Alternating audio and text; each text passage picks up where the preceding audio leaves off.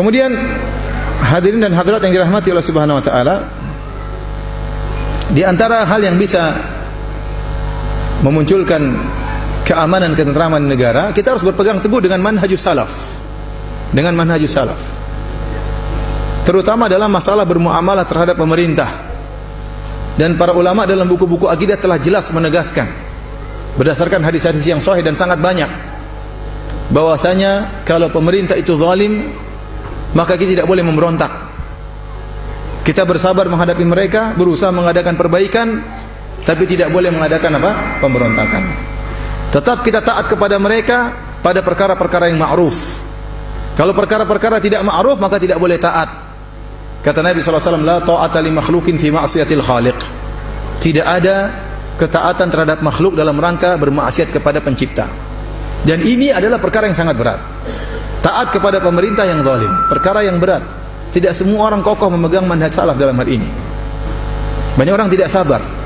Padahal Nabi SAW dalam banyak hadis menyampaikan akan hal ini. Di antaranya kata Nabi SAW, syiraru a'immatikum alladhina tal'anunahum wa yal'anunakum wa tad'una alaihim wa yad'una alaikum. Seburuk-buruk pemimpin kalian adalah pemimpin yang kalian laknat mereka dan mereka melaknat kalian. Kalian doakan keburukan bagi mereka dan mereka juga doakan keburukan bagi kalian. Kita belum dapat pemimpin seperti ini. Ya. Jadi malam-malam antum setahajud, ya Allah hancurkan itu. Ya Allah bunuh itu, ya itu gitu doa. Kita belum sampai derajat seperti itu. Ini saling melaknat antara pemimpin dengan rakyat, saling mendoakan kejelekan antara pemimpin dan rakyat. Para sahabat bertanya, "Afala nunabidhuhum bisayf?" Apa kita perangi mereka dengan senjata ya Rasulullah? Kata Rasulullah SAW, "La, belum, enggak boleh. Ma aqamu fikumus shalat, sementara mereka masih membiarkan kalian salat, menegakkan salat, maka tidak boleh." Dalam riwayat yang lain, "Ma sallau," selama mereka masih salat. Dalam hadis yang lain, "Illa antaru fihim kufran buahan, indakum fihi minallahi burhan." Sampai kalian melihat mereka melakukan kekufuran yang buah, yang jelas. Bukan kekufuran yang takwil-takwil. Oh mungkin gini, kalau begini berarti kafir. Tidak, dia benar-benar kafir. Kafir yang jelas, yang zahir. Kafir yang jelas seperti apa? Contohnya dia menginjak Al-Quran, contohnya dia mencaci maki Al-Quran, contohnya dia mencaci Nabi SAW. Ini kufur yang jelas.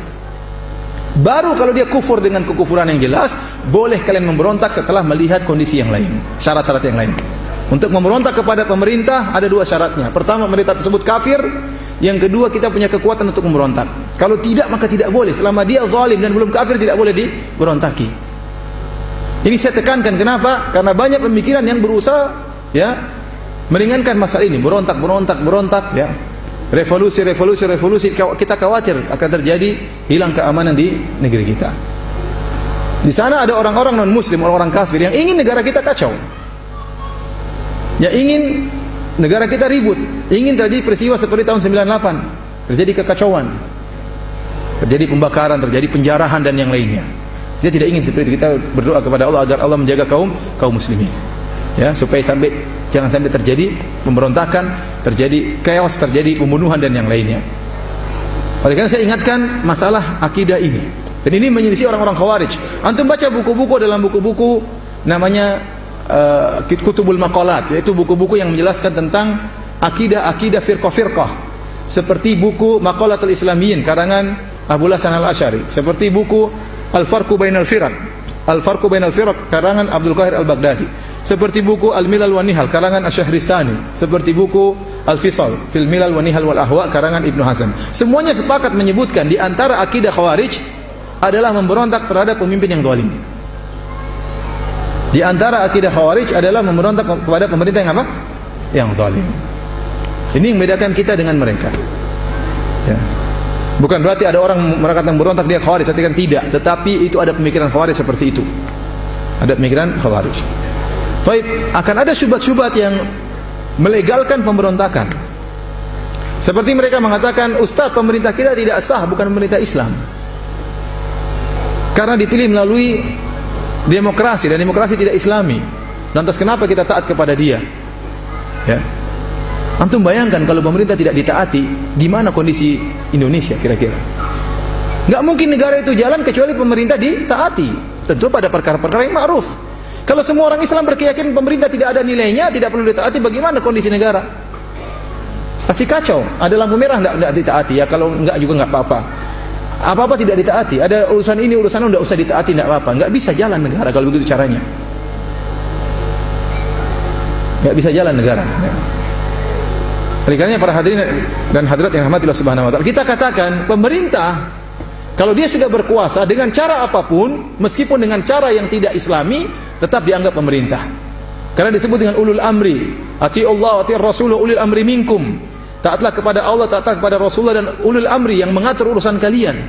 Siapa tuh ulul amri? Yaitu mengatur urusan kaum muslimin, yang ngatur hajinya, yang ngatur kalau ada peperangan, yang ngatur masalah macam-macam ya, masalah pernikahan, itu namanya pengatur urusan.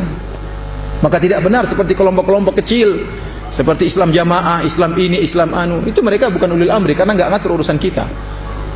Paham? Yang ulul amri itu yang pemegang kekuasaan, yang menentukan kebijakan, itu ulul amri. Meskipun mereka meraih pemimpinan tersebut tidak dengan yang syar'i. Oleh karenanya para ulama menyebutkan di antara bentuk pemerintahan yang syar'i di antaranya seperti penunjukan. Semua sepakat mengangkat seorang jadi pemimpin, seperti waktu Rasulullah SAW meninggal, para sahabat mengangkat Abu Bakar dengan aklamasi, dengan kesepakatan. Ya, atau kemudian dengan ditunjuk kepada sesudahnya, seperti Abu Bakar menunjuk siapa? Umar. Atau kemudian Umar memilih beberapa orang, 6 orang, kemudian salah satunya di antara mereka musyawarah siapa di antaranya. Dan ada cara yang tidak syar'i. Cara tidak syar'i seperti taghallub dengan kudeta. Kudeta itu bukan cara yang syar'i. Tetapi para ulama sepakat, seandainya seorang berkudeta kemudian akhirnya menguasai, menjatuhkan pemimpin yang sebelumnya, dan dia salah dalam hal ini, tatkala dia sudah memegang pemerintahan, maka harus ditaati. Kenapa? Demi kemaslahatan. Demi kemaslahatan. Kalau kita bolehkan memberontak lagi sebagaimana dia dulu memberontak, maka akan terus bertumpah darah. Akan terus bertumpah darah. Kita lihat ada beberapa negara yang direbut paksa oleh pangeran setelahnya misalnya. Ya. Seandainya kalau kita mengatakan harus memberontak lagi, akhirnya gimana? Bagaimana mau jalan suatu negara? Jadi maksud saya, selama penguasa sudah jadi penguasa dengan cara apapun dan dia memegang kekuasaan, apakah dengan cara syar'i atau maupun cara tidak syar'i, tetap dia pemimpin. Tetap dia pemimpin. Maka menurut kita mempelajari masalah maslahat, ya kita tahu namanya maslahat suatu negara yaitu pemimpinnya ditaati. Adapun kalau tidak ditaati, ya tidak akan jalan kemaslahatan. Dan Islam dibangun di atas menimbang antara maslahat dan apa? Mudarat. Ya. Saya ulangi, di antara akidah Ahlussunnah wal Jamaah tidak boleh memberontak kepada pemerintah selama dia belum apa? Kafir.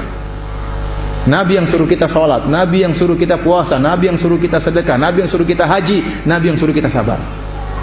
Kata Rasulullah SAW, kalian akan mendapati asarah. Asarah itu kalian akan dapati pemimpin yang hanya mikirkan dirinya sendiri, hanya ngambil duit buat dirinya sendiri. Kata Nabi SAW, fasbiru, bersabarlah kalian, hatta talqauni alal haud, sampai kalian bertemu dengan aku di telagaku. Suruh sabar. Ya, maka saya ingatkan, jangan sampai anda kemudian ikut serta dalam merusak keamanan, memprovokasi untuk memberontak. Hati-hati. Silakan menasihati, silakan mengadakan perbaikan, tapi jangan terprovokasi atau memprovokasi untuk melakukan kacauan, ya, melanggar hadis Nabi SAW. Kemudian ada yang terbunuh, ada 5 orang terbunuh, kemudian berkembang 100 orang terbunuh, dan betapa banyak negara hancur gara-gara diawali dengan usaha untuk memberontak. Contoh Suriah, awalnya pemberontakan kecil-kecilan. Sekarang yang meninggal 1 juta orang pun sudah meninggal. 500.000, terakhir saya dengar 500.000 berapa bulan yang lalu. Itu yang kehitung, entah yang nggak kehitung berapa.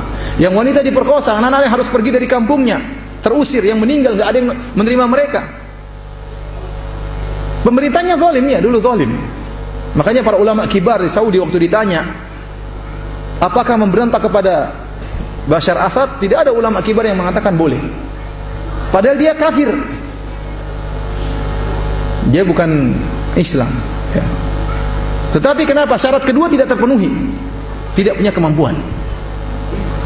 Syarat pertama sudah, dia bukan Islam. Baik. Syarat kedua harus ada kemampuan. Mereka tidak punya kemampuan. Tidak ada ulama besar yang memfatwakan. Jawabannya semuanya suruh sabar. Sementara ulama-ulama muda, dai-dai muda semangat, suruh berontak, suruh marah, ya. Kemudian tiba-tiba 500.000 menghilang, kota hancur, semuanya hancur. Ya. Ulama-ulama yang tadinya kecil-kecil, yang muda-muda mengatakan semangat, akhirnya sekarang terdiam. Anak kecil terbunuh, wanita diperkosa, gara-gara fatwa mereka. Asal ngomong. Coba kalau ada orang datang sama saya, misalnya saya ulama besar, Firanda, ini kita akan melakukan pemberontakan, tapi kemungkinan akan mati 500.000 orang. Kira-kira jawaban saya apa? Nekat? Saya berani berbicara tentang darah kaum muslimin terbunuh begitu banyak, kemudian saya diam-diam aja di rumah, senang-senang dengan istri saya? Ya akhi, Nabi Musa alaihissalam tidak disuruh melawan Fir'aun. Nabi Musa disuruh kabur oleh Allah Subhanahu wa taala. Ente suruh orang-orang miskin yang tidak punya apa-apa kemudian suruh lawan tank, suruh lawan. Saudi saja sekarang sudah berusaha masuk untuk mengatasi, belum bisa teratasi. Negara hancur begitu saja. Darah kaum muslimin tertumpah. Ashabul Kahfi mereka berdakwah. Tatkala mereka takut dibunuh, mereka kabur sembunyi di goa Al-Kahfi. Allah tidak suruh mereka untuk memberontak, tidak mampu. Ya. Nabi Isa alaihissalam diutus di zaman kekuasaan Romawi, tidak disuruh memberontak Romawi oleh Allah Subhanahu wa taala. La yukallifullahu nafsan illa wusaha. Tidak luar, Allah tidak membebani luar kemampuan seorang hamba. Maka jangan maksud kita jangan sampai Anda mudah terprovokasi kemudian mengompori orang-orang sehingga kemudian terjadi pemberontakan, kemudian tiba-tiba banyak yang mati, banyak yang meninggal. Ya. Hati-hati. Kalau ada masalah-masalah seperti ini, kembalikan kepada ahlul ilm. Ya. Hati-hati. Maksud saya, berpegang teguhlah kepada manhajus salaf, para ulama yang berfatwa berdasarkan hadis-hadis Nabi SAW. Ya, mereka lebih paham tentang masalah-masalah seperti ini. Ya.